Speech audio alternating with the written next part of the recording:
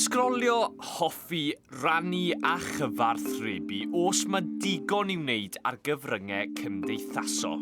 Ond mae'n bosib daw terfynau amser i blant ar apiau fel TikTok, Snapchat ac Instagram. Mae'r Llywodraeth yn ystyried gwneud hyn i wneud bywyd ar-lein yn fwy diogel i blant. Mae'r ffôn y bach yma yn rhan o'n bywydau bob dydd a phobl o bob oed yn ei defnyddio nhw. Ond os angen cyfyngu faint o amser mae plant yn treulio ar gyfryngau cymdeithasol? Fi'n meddwl mae'n gallu bod yn anaddas llwyth o weithiau. Fi'n meddwl mae ddim ond yn gallu defnyddio fel apiau penodol ar cyfryngau cymdeithasol.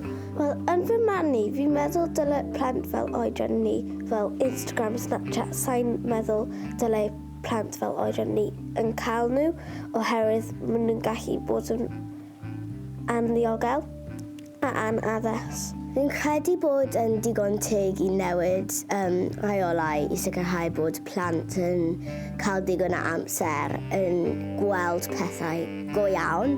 Dwi'n meddwl i mae'r Llywodraeth angen wneud i danfon neges. Bron yn ofyn i rieni, ond ddim i cymryd i ffwrdd cyfryngau cymdeithasol. Ond fel bod nhw'n jyst yn wneud yn lawer mwy saff. Mae rhai'r syniadau mae'r Llywodraeth yn ystyried yn cynnwys gosod terfyn o hyd at 2 awr y dydd a stopio mynediad at gyfryngau cymdeithasol ar ôl 10 o'r gloch y nos. Felly, os angen i'r Llywodraeth osod y reolau yma, neu a ddylai teuluoedd wneud y penderfyniadau dros eu hunain, wrth i'r byd ar-lein barhau newid, bydd y trafod yn siŵr o barhau hefyd. Dyma ni y Switch 2, consol diweddara Nintendo ers iddyn nhw ryddhau'r Switch OLED yn 2021. Felly beth yw'r prif newidiadau? Yn gyntaf, maint y sgrin. Mae'n lot fwy na'r Switch reiddiol a'r OLED. Hefyd, mae'r Joy-Cons wedi'u cysylltu gan fagnetau, sy'n hawdd eu tynnu o'r consol os ydych chi eisiau chwarae mewn ffordd arall. Ac wrth sôn am hynny, mae'n bosib i'w defnyddio fel llygod, sy'n rhoi opsiynau newydd i chwaraewyr a chwmnïau sy'n creu gemau. Ond beth am y pris? Wel, mae'r consol yn costio bron i £400, neu rhyw 30 pence yn ddrytach gyda gêm newydd Mario Kart World.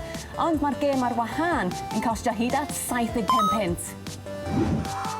Yn gêm fyd agored, mae gan Mario Kart World gyrsiau newydd, mwy o gymeriadau, cerbydau a phethau i gasglu, a ffyrdd newydd o chwarae, fel Knockout Tour a Battle Mode. Mae yna fotwm newydd ar y consol Game Chat, sy'n galluogi i griw ohonych chi chwarae tra'n clywed a'ch gweld eich gilydd.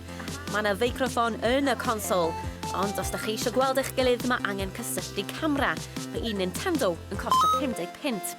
Ers i'r Switch gyntaf ddod allan yn 2017, mae Nintendo wedi gwerthu dros 150 miliwn ohonyn nhw. Ond daeth newyddion gan gwmni Microsoft yr wythnos hon hefyd. Ar ddiwedd y flwyddyn, mi fydd yr ROG Xbox Ally yn cael ei ryddhau. Y tro cyntaf i Xbox greu consol symudol. Bydd ganddyn ni fwy am hynny yn y dyfodol.